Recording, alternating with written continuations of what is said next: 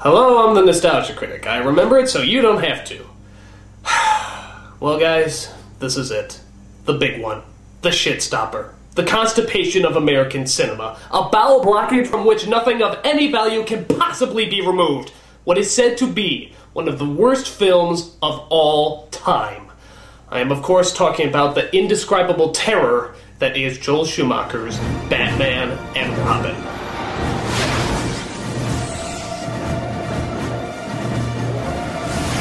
We are talking about a movie that's so bad that lawyers are actually making reasonable arguments that their client's crime may be horrible, but at least they didn't make Batman and Robin. And in the remotest parts of Southeast Asia, it is still considered the #1 preferred form of execution.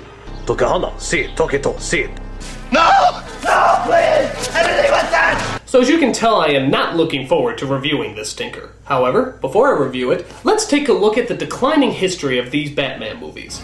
The first Batman film was released in 1989 under the direction of then-newcomer Tim Burton. It was edgy, dark, and made just as much for adults as it was for children. In fact, it was made more for adults, and continues to be the highest-grossing Batman movie to date. The second film, Batman Returns, was also very edgy and dark, but maybe a little too dark. A lot of people didn't gravitate towards the often disgusting Penguin or the exceptionally depressing storyline. While the first Batman ended on a triumphant note, Batman Returns' ending was more bittersweet, and left a lot of people feeling kind of empty. While still a big hit, Batman Returns wasn't the mega blockbuster Warner Brothers was hoping for, so Burton was booted off the movie sequels and replaced with another director. Enter Joel Schumacher, director of the third Batman film, Batman Forever, which was definitely more kid-friendly, bringing in stars like Jim Carrey, some bright flashy colors, and some really corny one-liners. It's the car, right? Chicks love the car. It wasn't good, but it certainly wasn't horrible. It was the Batman film studios always wanted, safe and marketable. And as you would imagine, it was a big hit. So logically, Schumacher was called in to direct the next one. And seeing how this is one of the worst films of all time, special precautions have been made today to prevent me from killing myself. For example, all sharp objects have been removed from the building. They took away my tie so that I don't hang myself. And, they also padded the edge of my glasses so that I don't jab them in the sides of my throat.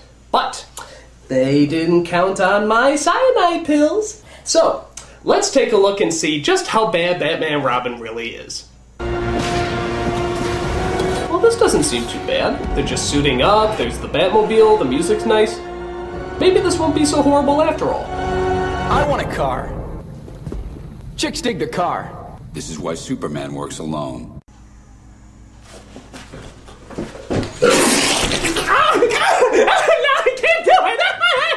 So yeah, if you're not a fan of one-liners, don't worry, there's only 167 billion more of them. You lie! So the story centers around our main heroes Batman, played by George Clooney, and Robin, played by Chris O'Donnell, as they plan to stop the evil Mr. Freeze from, you guessed it, taking over the world. Of course! It opens with Freeze, played by Arnold Schwarzenegger, robbing the Gotham Museum.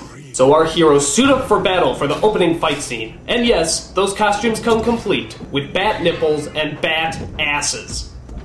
Alright, y'all know what's coming. The ambiguously gay duo. Now that we got that joke out of the way, let's continue.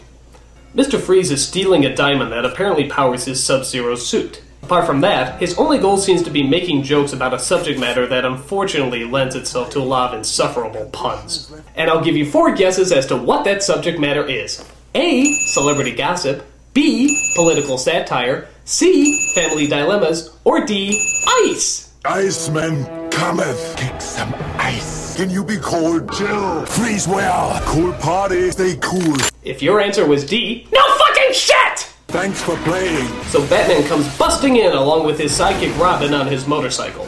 As the fight scene rages, we get an onslaught of lame lines and over-the-top stunts. Nice catch. You break it, you buy it. In fact, you may notice a similarity to another familiar style. Can't quite put your finger on it? Maybe this'll help.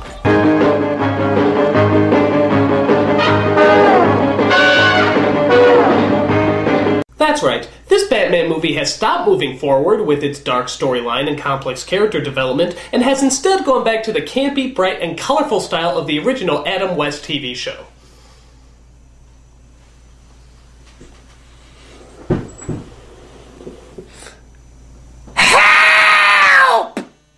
So as the fight scene continues, we see Batman and Robin literally skate across the icy floor playing hockey with a valuable hunk of diamond. Do I even have to make fun of this? Meanwhile, Freeze manages to hook up a rocket that'll launch him into space. What killed the dinosaurs? Gee, is it something having to do with ice? The Ice Age! Batman works his way up the rocket where the villain freezes him to the wall. Freeze, you're mad. Yes, listen to the sane man in the Batsuit. I think not. Robin comes to rescue him as they surf their way down to the ground off the doors of the rocket. The only thing that would make this scene lamer is if Robin actually shouted Cowabunga. Cowabunga! As if this scene couldn't possibly be any longer, Batman and Robin chase Freeze into another building, where Robin gets frozen by the ray gun. Stay cool, bird boy. God, how much longer is this movie? 10 minutes? We're only 10 minutes in! Oh, this film is gonna be the end of me. Show some mercy. Alright, so after Freeze gets the diamond back, Batman stays behind to thaw out Bad Boy. Your emotions make you weak. That's why this day's mine. I'll kill you next time. Why not kill him now? I wish I knew. As you can tell, Schwarzenegger is easily by far the worst actor in this movie. I've got some wild oats to sow. Until this person came along. And you are? Poison Ivy. Ah yes, Poison Ivy, the woman who started off as a nerdy environmental scientist who works in the most cliched of evil laboratories. Seriously, this place is so cliched, all you need is a strike of lightning on the building.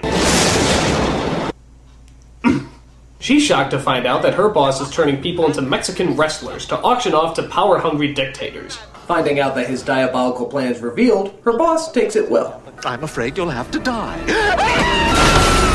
From all the toxins and chemicals arises a flowery femme fatale known as Poison Ivy, who kills people by giving them venom-filled smooches. Talk about the kiss of death! Why are all the gorgeous ones homicidal maniacs? By using her love of deadly plants, Poison Ivy's diabolical goal is to, you guessed it, take over the world. Of course! Meanwhile, back at Wayne Manor, Bruce Wayne and Dick Grayson get a visit from an unlikely visitor. Alfred's niece, Barbara, come all the way from Britain.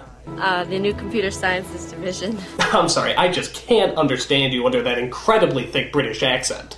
I don't know, all this luxury really isn't my style. Definitely Liverpool. London's kind of rough. Meanwhile, we discover that the villainous Mr. Freeze actually has a wife who has an incurable disease. So he keeps her frozen in the comfort and hidden safety of a neon-lit ice cream pub.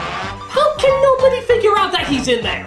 It's the equivalent of Walt Disney trying to hide out in Disneyland. I mean, don't you think somebody would take a look? It's really ridiculous. While trying to figure out a cure for his beloved wife, Freeze spends most of his time conducting an orchestra of killer Eskimos to sing I'm Mr. White Christmas, I'm Mr. Snow. That's just stupid. Meanwhile, the Batman who used to hide from the limelight and steal any hidden photographs taken of him is now making public appearances at a sexist auction where men bid on good-looking women to take out on a date. While there, they come across the seductive Poison Ivy, who blows a hypnotizing perfume that makes men bow to her every will. And as you sadly might have guessed, Batman and Robin actually start bidding on her. $1 million. 2 million.